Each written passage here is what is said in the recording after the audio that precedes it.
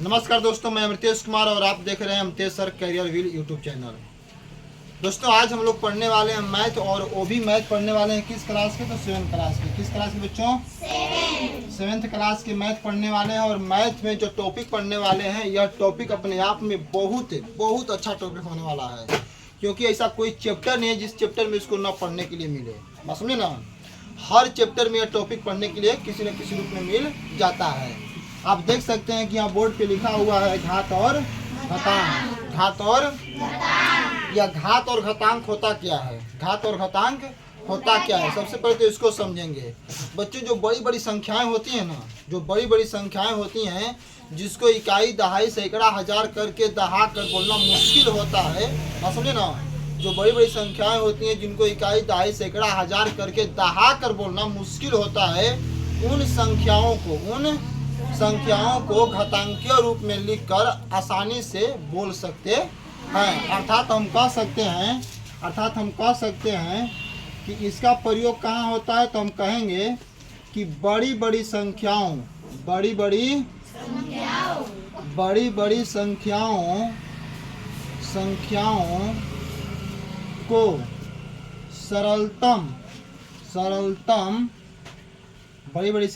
को सरलतम रूप में लिखना। किस रूप में लिखना? इसका प्रयोग कहाँ होता है? तो बड़ी बड़ी संख्याएं होंगी और उन संख्याओं को छोटा रूप में कर आसानी से बोलने की प्रक्रिया, विधि क्या कहलाती है? तो घात और घातांक कहलाती है। अब कहिएगा गुरुजी कितनी बड़ी बड़ी संख्याएं होंगी जिसको हम लोग बोल नहीं पाएंगे, बोलने में दिक्कत होगा। तो देखिए ध्यान से बच्चों, यदि हम आपके पास ये कितना है जी? ये कितना है? एक है। कितना है? अर्थात गौर करिएगा, बहुत भारी संख्या लिखने वाले हैं। बहुत भारी संख्या, खूब बड़ी संख्या लिखेंगे, खूब बड़ी संख्या लिखेंगे। बताओ कि इसको बोलना मुश्किल है कि नहीं मुश्किल है? दहा कर बोलेंगे तो बड़ा मुश्किल लगेगा ना? खूब बड़ा संख्या है। इसको शॉर्ट फॉर्म में कैसे बोलेंगे? छोटा रूप में कैसे बोलेंगे? तो बड़ी बड़ी संख्याओं को छोटे रूप में करने की विधि क्या कहलाती है? घात या घातांक कहलाती है। घात या घातांक कहलाती है। सबसे पहले बच्चों आपको ध्यान देना होगा कि यहाँ पे कौची है? एक, और एक पर कई ठे जीरो है। देखिए हम गिन रहे हैं 1 2 3 4 5 6 7 8 9 10 11 12 13 14 15 16 17 18 19 20 21 22 23 24 25 26 27। कितना जीरो है जी? 27 जीरो है। कितना पर? एक पर। कितना पर? एक पर। तो बच्चों इतनी बड़ी संख्याओं को इकाई, दहाई के रूप में दहा कर बोलना थोड़ा सा होता है ना, कठिन महसूस होगा। कैसा फीलिंग होगा? कठिन।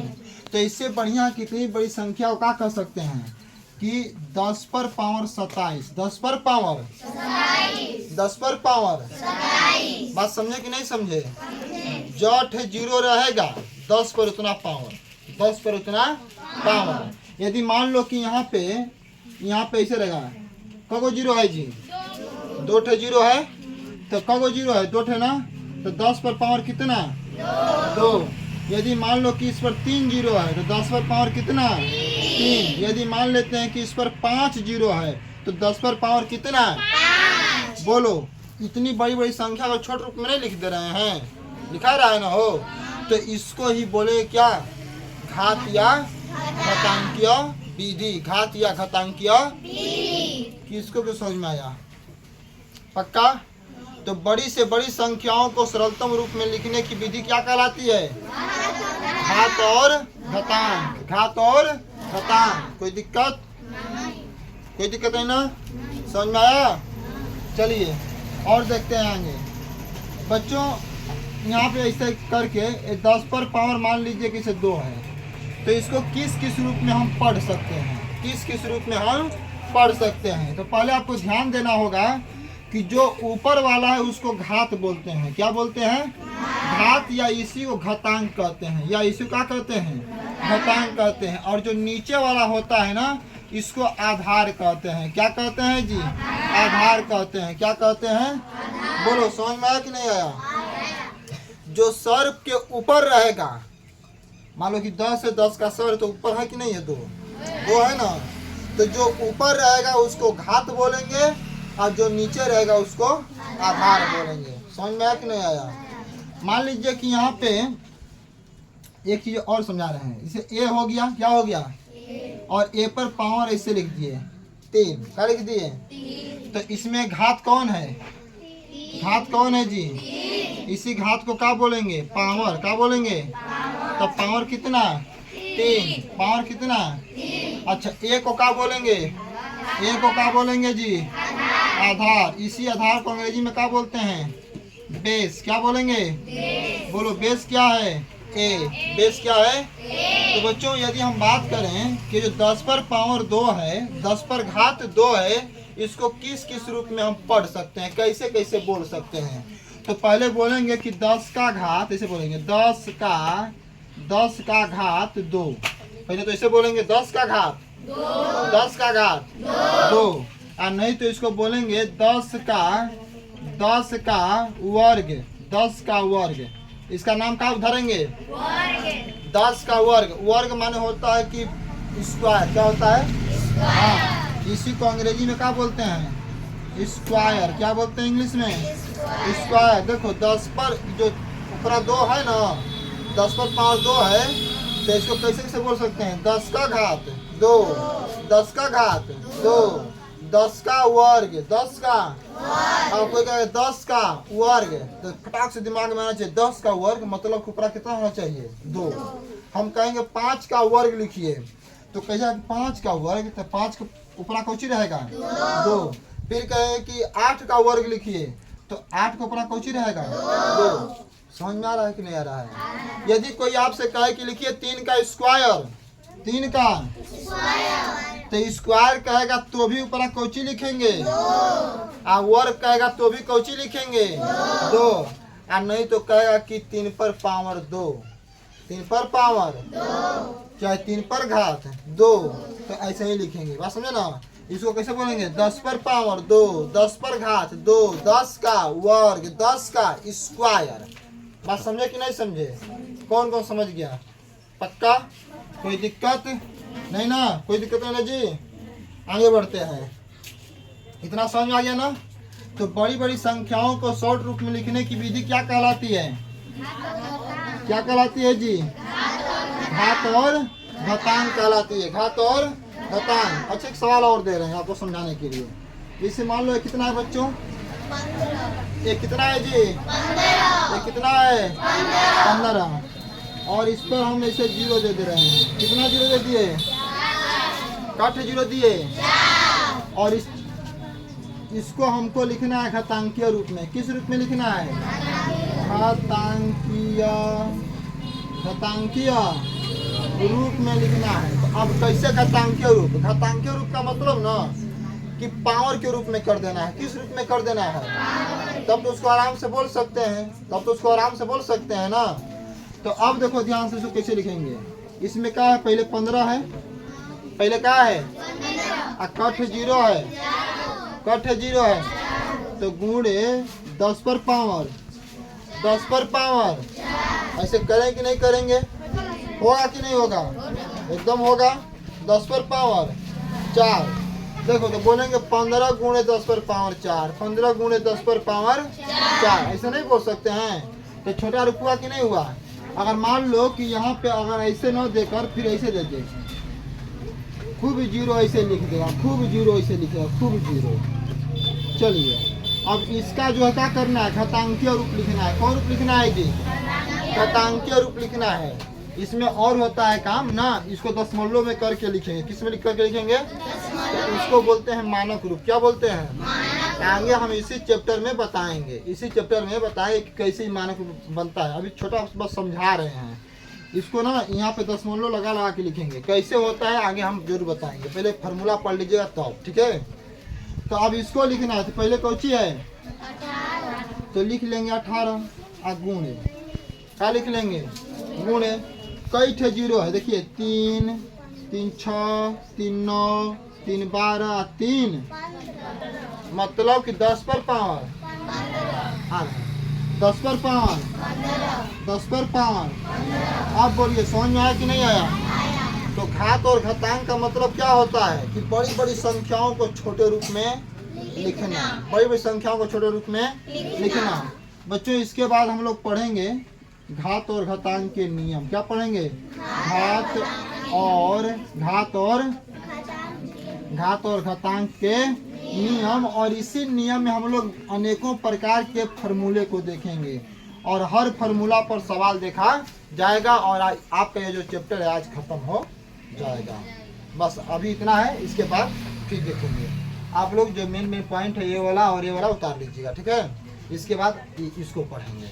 चलिए, जो पिछले अभी बताए ना, अभी कुछ समय पहले घातांकीय रूप शॉर्ट रूप लिखने का तरीका, तो उसमें थोड़ा सा और हम अपडेट कर दे रहे हैं, थोड़ा सा और उसको सीख लीजिए। जैसे मान लो कि यहाँ पे अभी क्या लिखे, 15 लिखे और इस 15 पर अभी हम यहाँ पे ना इसे 4 5 10 जितना मन उतना जीरो लिख दिए। बताओ कगो जीरो है? गिनो। 3 3 6 6 2 8 कगो जीरो है जी? और इस संख्या का लिखना है घातांकीय रूप। क्या लिखना है जी?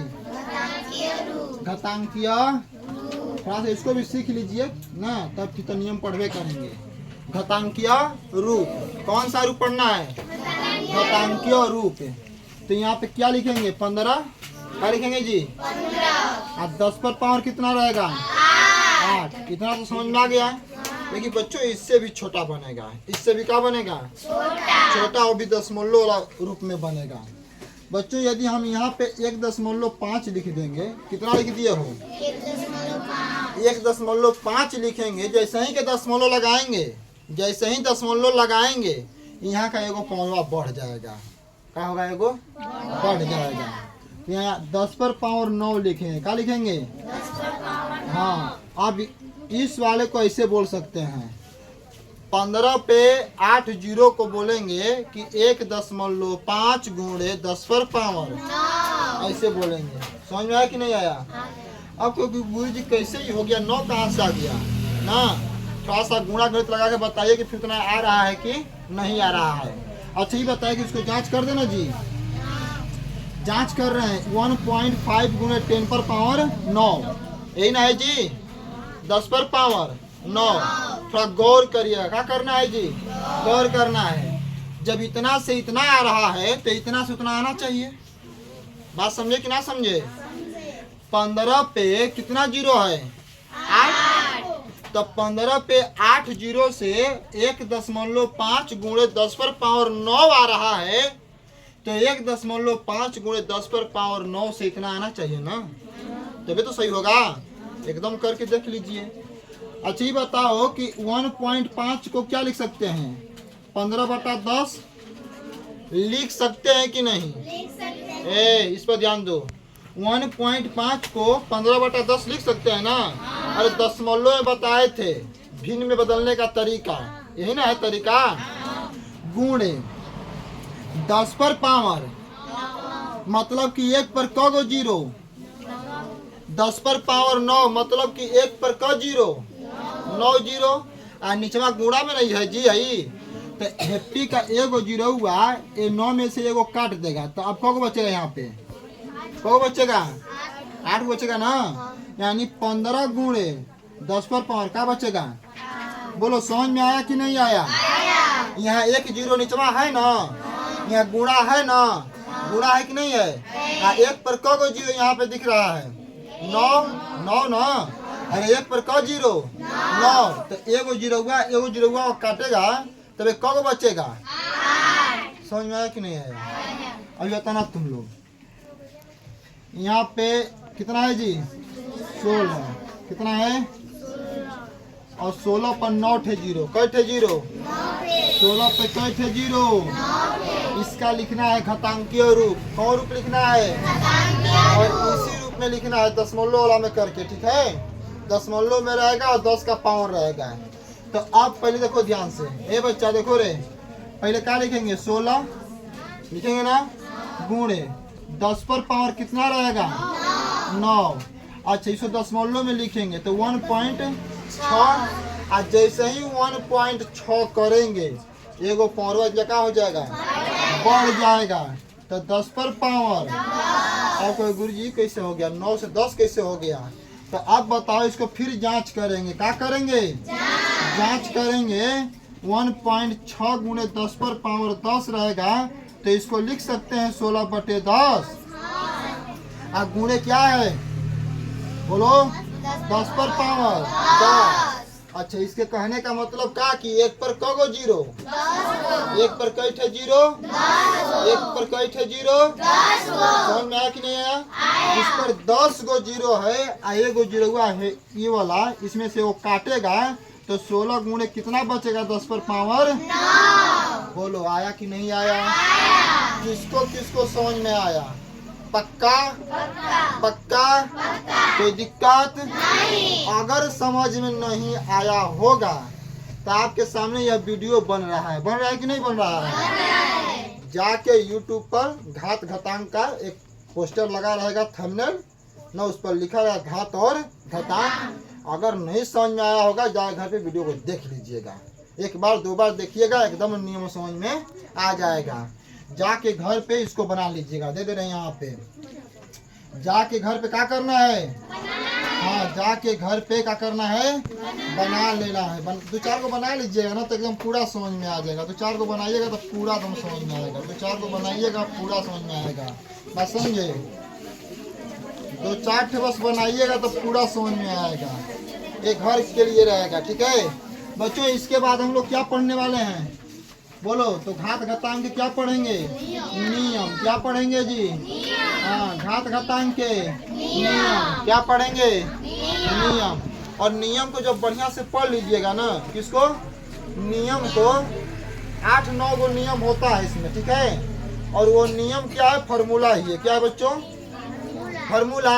और इतना याद रखिएगा, इतना याद रखिएगा कि मैथ उसी समय आपका मजबूत होगा जब अच्छी तरह से आपके जुबान पर फार्मूला की समझ हो। किसकी समझ हो? फार्मूला मतलब सूत्र की समझ होगा। तो जितना घात और घातांक में सवाल आएगा ना बच्चों, एकदम बढ़िया से बनाइएगा, एकदम बढ़िया से बनाइएगा। तो पहले इसको नोट कर लीजिए, इसके बाद नियम पढ़ते हैं। ये बच्चा चलिए अब क्या पढ़ेंगे हम लोग? घात और घातांक के नियम। ये घात और घातांक के नियम ऐसे होते हैं जिनसे ही सवाल बनता है। किससे सवाल बनेगा? ये जो नियम बताने वाले हैं ना, जब ये नियम आपका क्लियर हो जाएगा, अच्छी तरह से समझ जाइएगा, तो इस पर क्या बनेगा? सवाल बनेगा। तो चलिए पहला नियम देखते हैं। पहला नियम देखिए ध्यान से। पहला नियम कहता है, सुनो बच्चों ध्यान से। पहला नियम कहता है कि जब आधार और नहीं तू कैसे बोल रही है? हम लोग बोले तू ही बोल देगी। देखिए ध्यान से। पहला नियम कहता है कि जब आधार, क्या बच्चों? हाँ देखो ध्यान से। इसको क्या बोलेंगे? हाँ, नीचे वाला क्या बोलेंगे? आधार। ऊपर वाला क्या बोलेंगे? घात और घातांक कहेंगे। ऊपर वाला को पावर कहेंगे। ऊपर वाला क्या कहेंगे? पावर कहेंगे। नीचे वाला क्या कहलाएगा? ऊपर वाला। और गुणे, फिर आधार समान होगा। क्रिया गुणा में होगी और आधार का होगा? समान। आधार का होगा, लेकिन यहाँ पे पावर m तो यहाँ पे पावर n, यहाँ पे पावर n। ये नियम क्या बोल रहा है कि आधार समान हो। आधार क्या हो? समान हो। समान हो तो समझा रहा है ना? जौन ए लंगे है वही ओ लंगे भी रहेगा ना। भले जोड़ घटाव कुछ में क्रिया हो क्या, जब आधार समान की बात आएगी तो देखो क्रिया किसमें है? गुणा में है ना। क्रिया किसमें है? गुणा में है। आधार ए दोनों ओर समान हुआ कि नहीं हुआ? गुणा के इस साइड भी और गुणा के उस साइड भी। आधार ए है ना। आधार ए हो, आधार क्या हो? ए हो, मतलब समान हो। आधार कुछ इसको जरूरी नहीं है कि ए बस ए लिखेंगे। तुम आधार कुछ लिखो, ए से लेके जेड तक अक्षर होता है ना, उसमें से किसी को भी आधार मान सकते हो। कुछ भी आधार हो सकता है, कोई जरूरी नहीं है कि बस ए को ही आधार मानेंगे। देखो यहाँ पे जो ए है बच्चा, किसी न किसी संख्या के मान को दर्शा रहा है। किसको दर्शा रहा है? बात समझ में आ रही है ना? तो नियम कहता है कि आधार समान हो, क्रिया गुणा में हो। बोलो आधार समान हो, क्रिया आधार समान हो, क्रिया पावर कुछ हो। पावर बताओ, पावर समान है? नहीं ना। एक ऊपर पावर m है तो एक ऊपर पावर n है। तो आधार समान हो क्रिया गुणा में हो, अब पावर कुछ हो, पावर कुछ हो, बात समझे ना। तो उस समय नियम कहता है कि बराबर का चिन्ह लगा दो, आधार समान है तो तुम भी आधार ज्यों का त्यों लिख लो, अब पावर कुछ है तो पावर को जोड़ दो। क्या कर दो? पावर क्या करना है? पावर को ऐसे जोड़ देना है। पावर को क्या करना है? इस पर ध्यान दो। जब पूछेंगे नहीं आएगा तो फिर समझ में बढ़िया से आएगा, डंडा से बात किया जाएगा, न मुर्गा लगा के मारेंगे, बता दे रहे हैं। तो आधार समान पावर कुछ रहेगा तो दोनों पावर का हो जाएगा, जुड़ जाएगा, और आधार जो कहते हैं उतर जाएगा। उतरा ना जी। अब देखिए ये पहला नियम हो गया। ये कौन सा नियम हो गया? अगर इस पर सवाल की यदि हम बात करें तो मान लो कि ये 7 है, 7 पर पावर 2, 7 पर पावर 2, और गुणे मान लो कि यहाँ भी 7 है और 7 पर पावर 4 है, बराबर क्या होगा? ऐसे क्वेश्चन देगा, ऐसे ही क्वेश्चन देगा, बराबर क्या होगा? तो नियम अभी क्या बोला कि आधार समान हो, पावर कुछ हो, तो क्या करना है? आधार को उतार देना है। किसको उतार देना है? आधार को। तो बोलो कि जो पहला सवाल है इसमें आधार कौन है? तो आधार को उतार देना है। और नियम कहता है कि पावर को तो पावर कौन कौन है? 2, यानी 7 पर पावर। यही आपका आंसर हुआ। यही क्या हुआ? बोलो ईमानदारी से, समझ में आया कि नहीं आया? पक्का? किसको समझ में आया? दोनों हाथ उठाओ, दोनों हाथ थोड़ा सा मार घुमा दो बच्चा, दोनों हाथ उठाओ। पक्का समझ में आया ना? पक्का? कोई दिक्कत नहीं? चलिए तब आइए तब लाइन में फिर। चलिए अब देखेंगे हम लोग नियम नंबर 2। कौन बच्चों? नियम 2 क्या कहता है? सुनिए, नियम 2 कहता है कि आधार समान होगा। क्या समान होगा? आधार समान होगा, पावर कुछ रहेगा, पावर कुछ रहेगा, लेकिन क्रिया गुणा में नहीं, भाग में होनी चाहिए। किस में होनी चाहिए? भाग में। किसको मान लिए? आधार। क्या मान लिए? आधार। अपने मन से पावर कुछ देना है, कुछ देना है। मान लो कि पावर m हो गया। क्या पावर हो गया? m। और क्रिया किसकी होनी चाहिए? भागा की। किसकी होनी चाहिए? भागा की। और फिर आधार होना चाहिए, मतलब आधार समान, ठीक है। और यहाँ पे मान लो m, तब बराबर क्या फॉर्मूला बनेगा? तो नियम कहता है कि आधार समान हो, आधार समान हो, क्रिया भागा में हो, क्रिया भागा में हो, तो पावर को घटा दो। क्या करो? गुणा में था तो पावर को जोड़े, अब भाग में आएगा तो पावर को, लेकिन ज्यों का त्यों एगो उतरेगा। कौन? कौन उतरेगा? आधार में। अब पावर क्या होगा? ऐसे बनेगा कि नहीं बनेगा? बनेगा ना जी? कोई दिक्कत नहीं? याद कर लोगे ना? क्रिया भागा में रहेगी, क्रिया भागा में रहेगी, क्रिया आधार समान रहेगा, आधार समान रहेगा, तो पावर क्या होगा? पावर कुछ रहेगा उसमें नहीं, तो पावर होगा कौन चीज? घटेगा। क्या होगा? घटेगा। घट रहा है कि नहीं घट रहा है? घट रहा है। एग्जाम्पल देख लीजिए इसका भी सवाल। मान लीजिए कि 8 पर पावर 5, 8 पर पावर 5, हाँ ये पहला सवाल है। 8 पर पावर 5 भागे 8 पर पावर 3 कर देते हैं। बताओ ईमानदारी से कौन कौन बना सकता है? बनेगा पक्का? कोई दिक्कत नहीं? अच्छा, बराबर में किसको ज्यों कहते हैं उतारेंगे? 8 को ज्यों कहते हैं, क्योंकि ये 8 क्या है? आधार है। क्या है? आधार। इसी को बेस बोलते हैं। अब पावर में कौन कौन? 5 और 3, तो उसको घटा दीजिए। 8 पर पावर 2, 8 पर पावर 2, बना कि नहीं बनेगा? बनेगा। एक और देख लीजिए इसमें उदाहरण, देखिए ध्यान से। यहाँ पे लिख दिए 6। क्या लिख दिए? 6 पर पावर 2 और भागे 6 पर पावर 4 बराबर। थोड़ा ध्यान से सुनिएगा। ज्यों का त्यों कौन उतरेगा? 6। अब पावर क्या होगा? घटेगा ना, यानी 2 में से 4 घटाएंगे अब देख भैया छोटका में से बड़का घटाना है तो किसमें आएगा? हाँ, 6 पर पावर -2, 6 पर पावर -2, 6 पर पावर -2। कोई दिक्कत नहीं। आइए नियम नंबर अब नियम 3 का कहता है, एकरा से भी समझ लीजिए। नियम 3 कहता है कि जब पावर के ऊपर पावर हो तब का होगा। देखो पावर के ऊपर पावर हुआ कि नहीं हुआ? ए आधार का काम कर रहा है। ए किसका काम कर रहा है? आधार का। और ए के ऊपर कौन है? बोलिए। ए के ऊपर कौन है?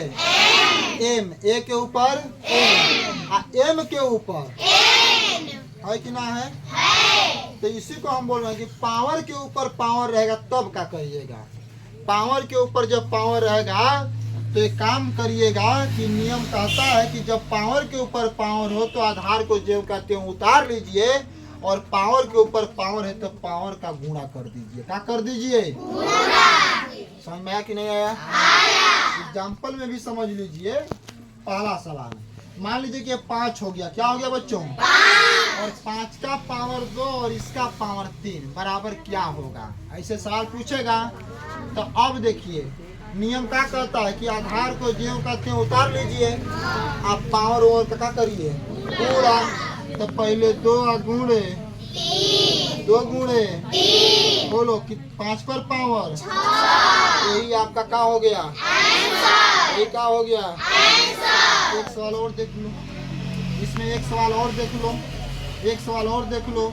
यहाँ 10 पर पावर 2, 10 पर पावर 2 और उसका पावर 5। बताइए क्या आएगा? 10 पर पावर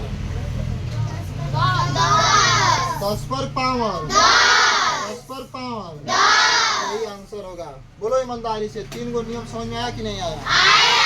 कोई दिक्कत नहीं। इसी प्रकार करके क्या देगा? अभी आप लोग कितने नियम पढ़े? 3। आइए चौथा नियम। चौथा नियम कहता है कि यदि किसी भी संख्या पर पावर 0 हो। अच्छा बताओ कि यहाँ जो आधार है किसका काम करेगा? कोई संख्या ना आएगा हो। यहाँ पे ए लिख रहे हैं, चाहे यहाँ पे ए लिखे चाहे यहाँ पे एम लिखे, तो इतना भी तो समझना होगा बच्चा कि ए एम एन ये कोई ना कोई क्या होगा? कोई ना कोई क्या होगा? समझ में आ रहा है ना? कह रहा है नियम कि किसी भी संख्या पर पावर 0 क्या होना चाहिए? कितना ही बड़ी संख्या रहेगी और उसका घात, उसका पावर क्या होगा? 0 यदि दिया है तो कहना कि बराबर 1 आंसर होगा। बराबर मान क्या होगा? 1। बस डायरेक्ट 1 लिख देना। क्या लिख देना? 1। अभी देख लो एग्जाम्पल में देख लो बच्चा। यदि मान लो कि यहाँ पे हमने लिखा 88 पर पावर 0 बराबर मान क्या होगा? आंसर कितना आएगा? 1। उसमें कुछ सोचना ही नहीं है। मान लीजिए कि इसे दे दिया सवाल और आपको ऑप्शन देगा कि ए में हो गया 0, बी में हो गया 3, सी में हो गया 1, डी में हो गया नॉन ऑफ डी। बोलो कौन सही? सी। किसी भी संख्या पर पावर 0 यदि आ गया, क्या आ गया? 0, तो उसका मान क्या होगा? 1। और देख लो मान लो बच्चा कि यहाँ पे ऐसे क्या लिख दिए? 100। क्या लिख दिए जी? 100 लिख दिए, गुणे 3 लिख दिए, गुणे 4 लिख दिए, और कुलहुन का पावर 0 कर दिए। तो बताओ कि अंदरवा का गुणा कर लेंगे, अंदरवा गुणा करेंगे ना, तो अंतिम में कुलहुन के पावर कौची आएगा? 0 आएगा ना। तो कुलहुन के पावर 0, किसी भी संख्या का पावर 0, तो उसका मान क्या होगा? 1। ज्यादा सोचना ही नहीं इसमें है। यदि मान लो कि सवाल दे देंगे 3 + 4 + 5 पर पावर 0, बोलो मान क्या होगा? 1। कहोगे गुरु ऐसे मान को एकदम 1 होगा। हाई कुल जोड़ दीजिएगा, बोलिए 5 4 9 और 9 3 12। तो अंतिम में रिजल्ट क्या मिलेगा? 12 पर पावर 0 मिलेगा। 12 पर पावर 0 मिलेगा और किसी भी संख्या पर पावर 0 तो उसका मान 1। बोलो समझ में आया कि नहीं आया? पक्का? कोई शक नहीं, दिक्कत नहीं ना? ऐसे ही करके आपके प्रश्नावली में सवाल देगा। अभी नियम खत्म नहीं हुआ है, अभी नियम खत्म नहीं हुआ है। इसको नोट कर लीजिए, इसके बाद फिर पांचवा नियम।